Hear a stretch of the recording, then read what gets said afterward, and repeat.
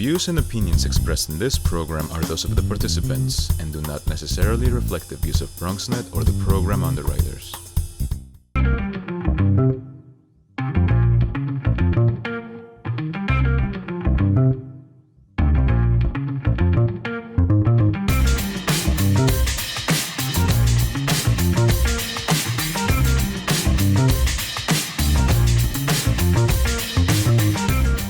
Hey there, nice to see you. It's time for the Bronx Buzz. This is BronxNet's program where we talk to writers and editors and journalists and photographers and filmmakers, anybody who puts something out in the borough of the Bronx. And this evening, well, he's not really a journalist or a writer, but his colleague over there at BronxWorks, Eileen Torres, put out a very, very interesting op-ed piece, which we have talked about these concepts a lot, not only on this program, but on Bronx Talk as well. And that is the whole idea that if we have people who are mentally and socially stable, that's a very good foundation on which to build or rebuild our economy. And so my longtime friend, we were just discussing how long we've had our association. John Weed is the Assistant Executive Director at BronxWorks. So nice to see you again, John. How are you? Thank you. Likewise. Very nice to see you. I will fill the audience in on what you and I discussed very briefly before the show.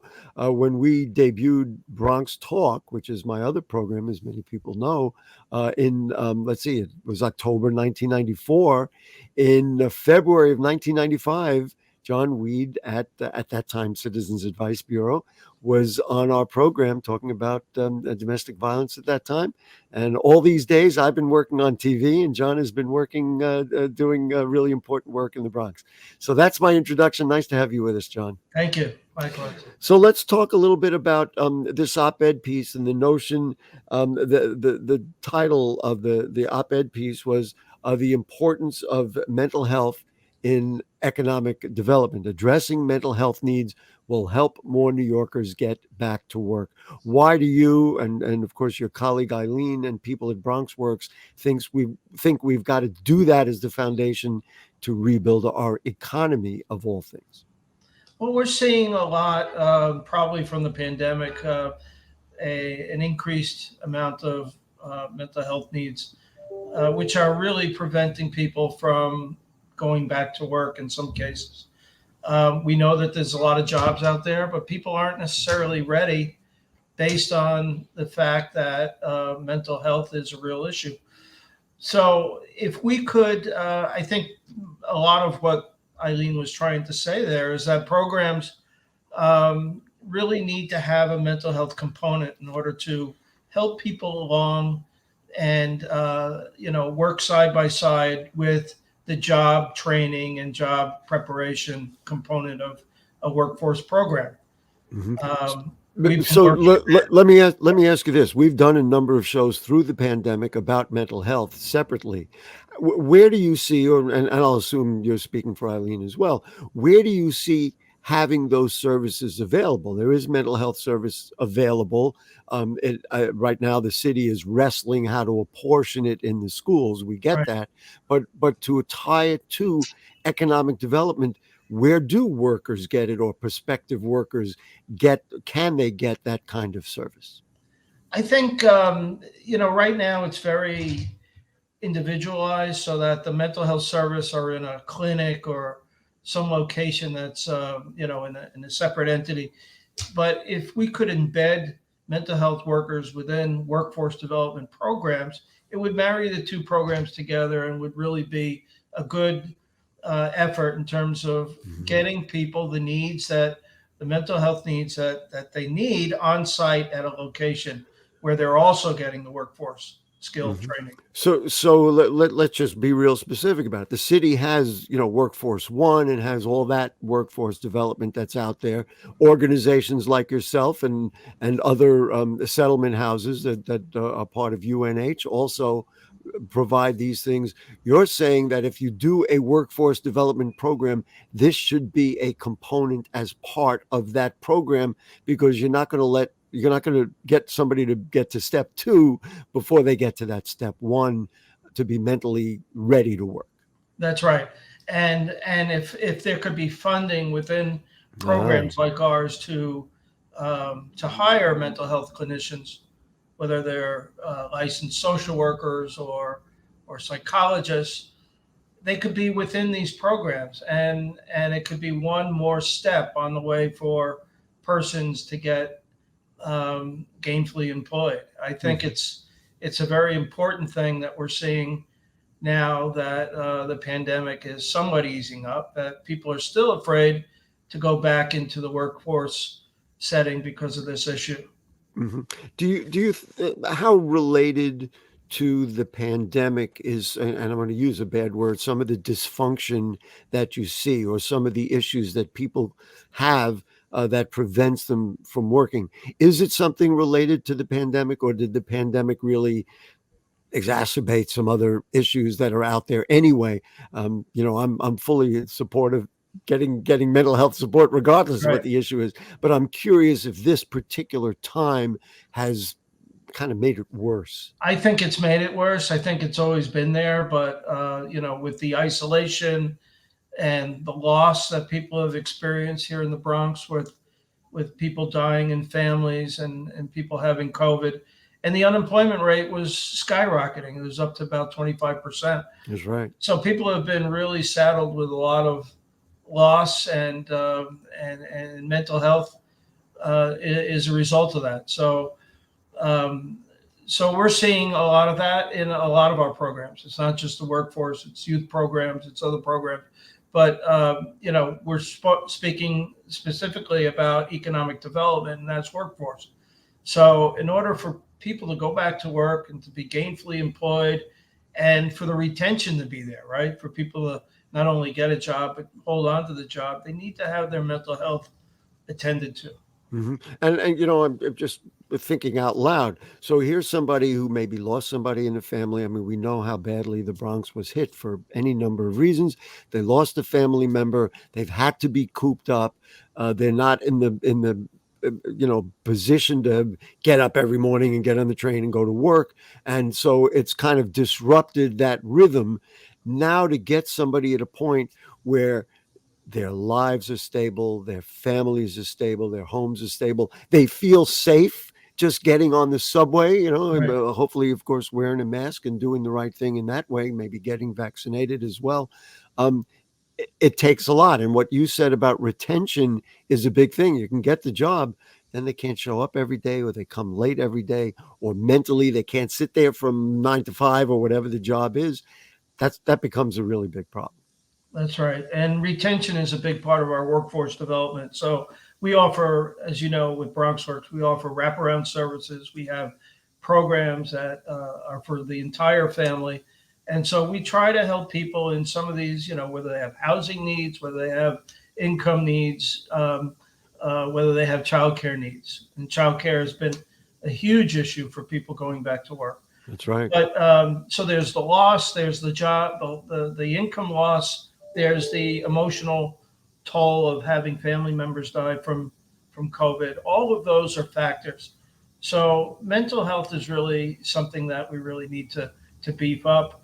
I think the city should think about that. And in addition to the funding that we receive for the workforce training and the skill development of people to go into certain sectors of employment, I think, the mental health should be side by side with that. Do you see that as like an overall funding? Like, we'll give. I don't even want to guess at a number. It's never large enough. That they give you like a grant for mental health, or say per training. We will provide X number of dollars to make sure that person gets a chance to at least speak with a therapist of some sort. Yeah, I mean, it could be done either way. I mean, Hmm. it could be part of the grants that we already have to proportion a certain amount for a counselor, so for a mental health counselor, and that person could be embedded in the agency and be able to be there upon intake, right? Hmm. So there's not only the assessment of the employment needs, but there's also an assessment of the social emotional needs of the person Hmm. coming into our program. That really summarized it now. So this is a matter of awareness, and why she put out the op-ed piece was awareness, making elected officials and other people aware that we've got to take a look at this. In the last couple of minutes, I just want to give you a chance to boast a little bit about the effect that BronxWorks and all the great work you, Eileen, and all my friends over there do. This has been a challenging time for you. Do you feel like you're catching up, or is it just always more people to serve than you could even imagine resources Right. as before? Well, I'm just curious. Go ahead. BronxWorks never really shut down. We were here. We took on new programs. We took on programs where kids couldn't go into the schools, so they came into our facilities. We ran 9 food pantries. There was a huge need for food throughout the Bronx, and then now we're coming back with jobs, trying to get people employed. So there were really a number of new initiatives that came about because of the pandemic, and some of the needs that have always been in the Bronx only became greater because of the pandemic, and we've been trying to address those needs as they come up. Was there funding that dried up because those wherever it sourced from was not available, whether it was private funding from foundations or funding from individual grants, because now the government had to cut back on certain things? Did that become a problem along the way? Well, I mean, in the beginning of the pandemic, there was a lot of goodwill out there. We were receiving a lot of emergency grants from foundations and private donors, and that was great. And that continued for a while. That somewhat dried up. I wouldn't say dried up, but it somewhat decreased. But we've, maintained a good source of income to keep our programs afloat. Just, I mentioned food pantries. I mean, that was a big part of what we did for a year and a half. And I don't think that's going to end, because I think the food insecurity issues in the Bronx remain high. Mm-hmm. Unemployment was very high. It was about 25%. Not sure exactly where it is now, but it's dropped down some, but it's still up there. So, through and through, there are lots of needs here in the Bronx, and we've tried to address those through all of our programs. Well, I was just going to say, we're just about out of time. Being versatile enough to move with the changes. And I was going to bring up food insecurity, which was almost, not that it didn't exist, but was a new revelation through the pandemic. So I just want to thank you, John Weed, and of course, Eileen Torres, and all my friends at BronxWorks. People list the problems that you see in the Bronx, whether it be housing or domestic violence or other issues or job development. BronxWorks never stops. They keep going, and they're completely committed to solving all of these issues that really rage in our borough, unfortunately. So that's the way I want to conclude. Any last words? You want to just say, people check out bronxworks.org? Is that what we're doing? Yeah, you can check it out, bronxworks.org. We have all of our programs listed on the website. We've revamped the website, so it's new and exciting, and hope that folks will take advantage of that. Yes, it's always a pleasure to be on your show, John. It's great, and I thank you for the years of dedication to our borough of the Bronx, making things better for people, and of course our association all these years. So what we'll do is we'll take a short break. When we come back, talk about motivating people.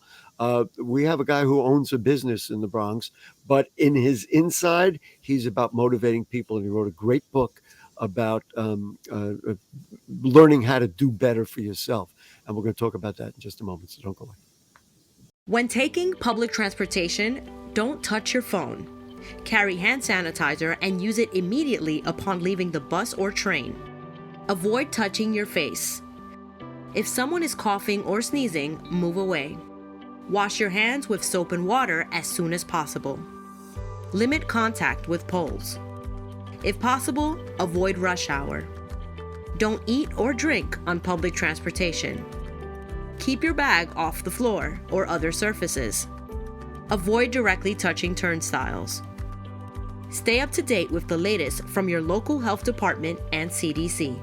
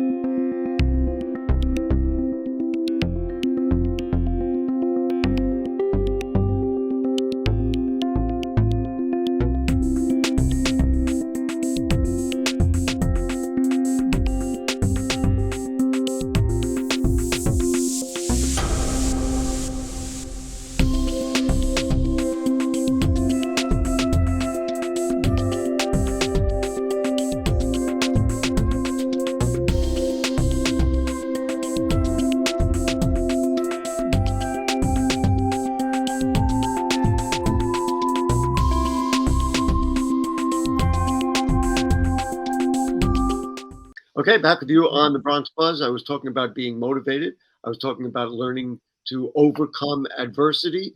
A longtime friend of mine and a friend of the Bronx's. He is the proprietor, if you will, of Crown Trophy on East Tremont, which is always supporting people for doing good things. But he's got a new book out. The new book is Running Between the Raindrops. He's worked on it a long time. It's been a dream to get it out. He has done it. My buddy Greg Perry. Nice to always have you on the show, Greg. Nice Well, thank you. Thank you so much. So, we can make the connection to the great Crown Trophy store that you run later on in this dialogue. But talk to me about Running Between the Raindrops and why this was so important to you, not only for your business, but let's say as a track coach and all the things that you've done in your life. This was really an expression of all of that. Well, to be perfectly honest, I wrote the book because I wanted to find a way to keep people moving forward in order for them to find the greatness within them. And it was important to me because basically a lot of people might not know, I've been an educator almost all my life. And I started a program in 1967 at the West Side Y on 63rd Street. And I wanted to train people that were from the inner city specifically about how to achieve success. And I wanted I wanted people to understand, both since I was teaching always at the college and working with businesses, I wanted to explain to young people that they had greatness within them, and that it was my responsibility as a researcher, as an educator, as a coach, to unlock that greatness and show them what transformation is all about. But transformation, you have to have tools to transform yourself. And I provided a formula that had what is called a primary distinction and a secondary distinction to start them off with what they needed to transform their life.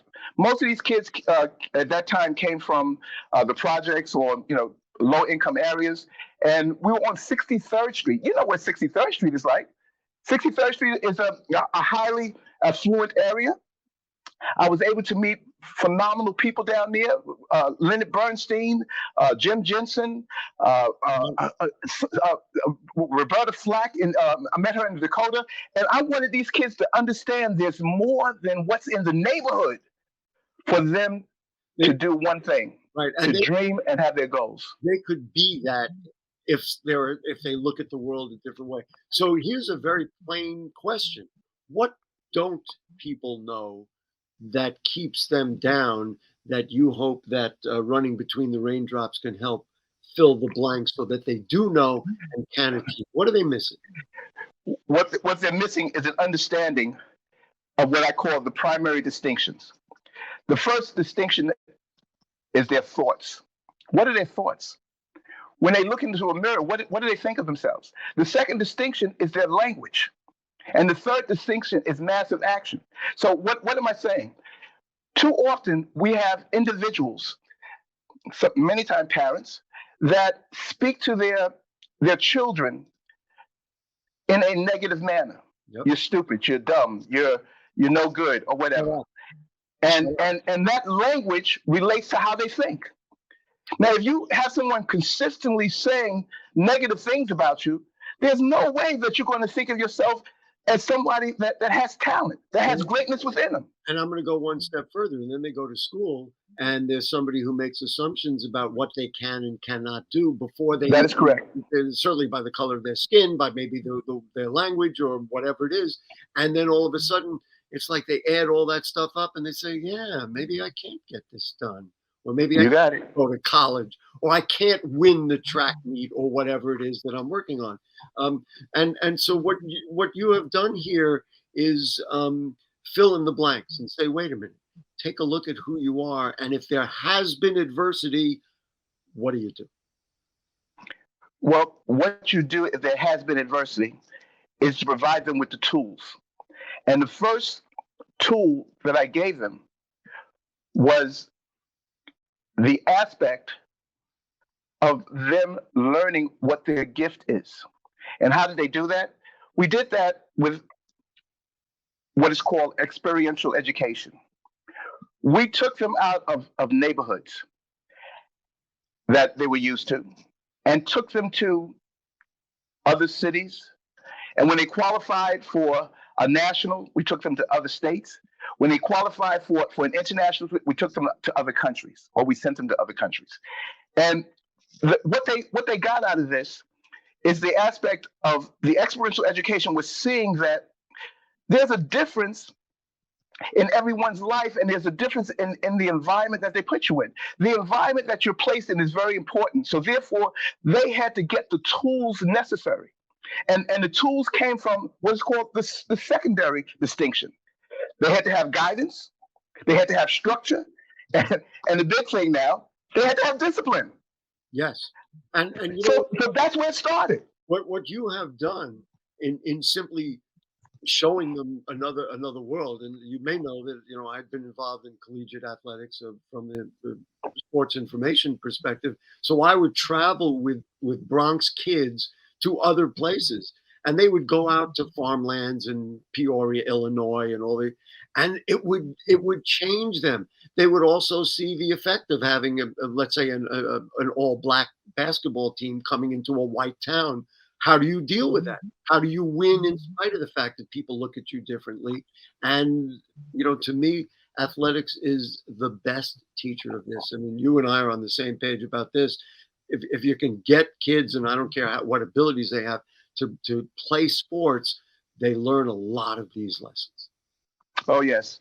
And one part of the book, to me, the book is the greatest thing that has been written to get people to understand the parallels between academics and athletics.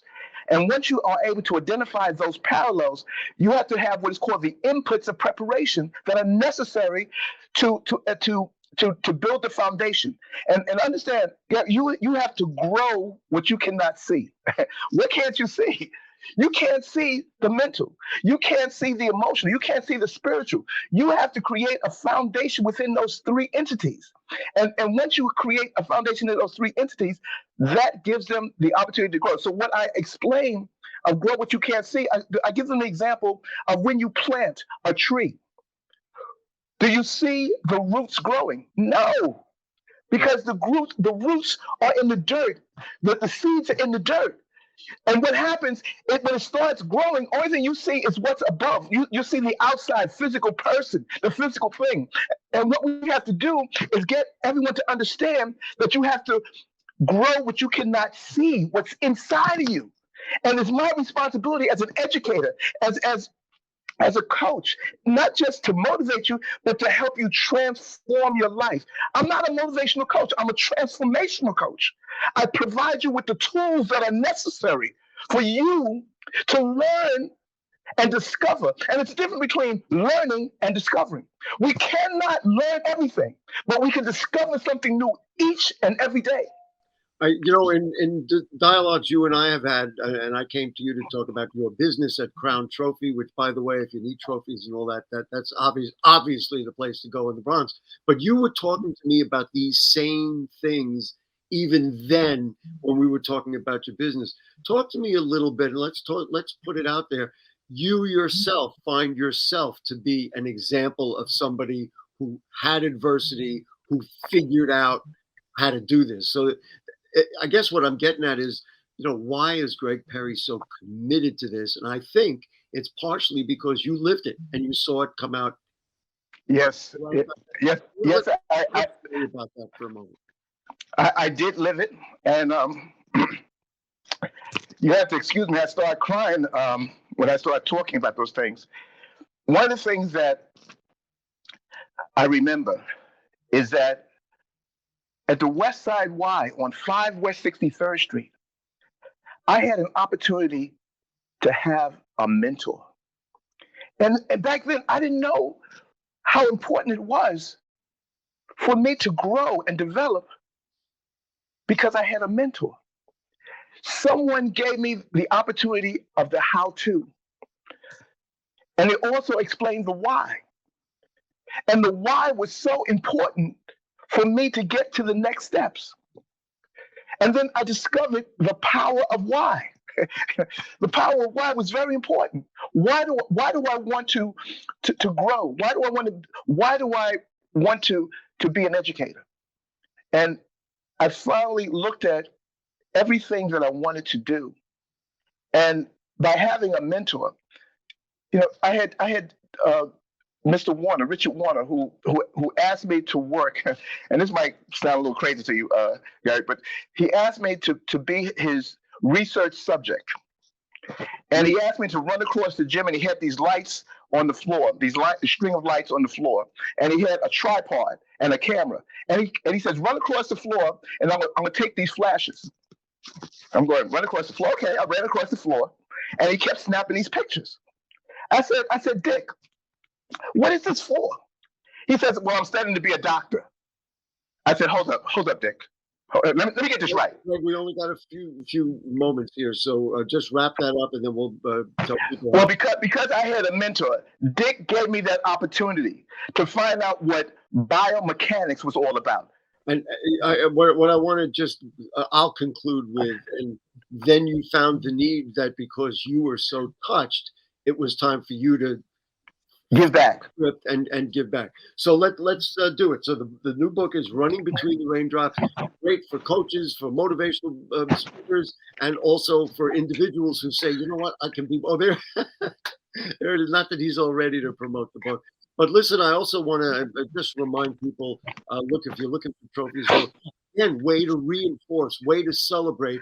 Crown Trophy is the place for you right in Westchester Square on East Tremont. Greg is involved in the business community there, and mostly to motivate people of the Bronx. That's what you, and everywhere. That's what you do, right? We got that right? I call it the MRI, to motivate, recognize, and inspire. And you've done it, and congrats on the book. I know it's been a long time coming in a dream. Dreams come true. And Greg is doing it and sharing it, and we appreciate that. Well, thank you for having me. It's greatly appreciated. All right, so we're going to say goodnight. We're going to say happy holidays to our buddy Greg Perry. Thank you to John Weed from BronxWorks also for joining us. And stay safe, wear your masks, make sure you're vaccinated, do all the things you got to do to keep us all alive. And we'll see you next week. Good night.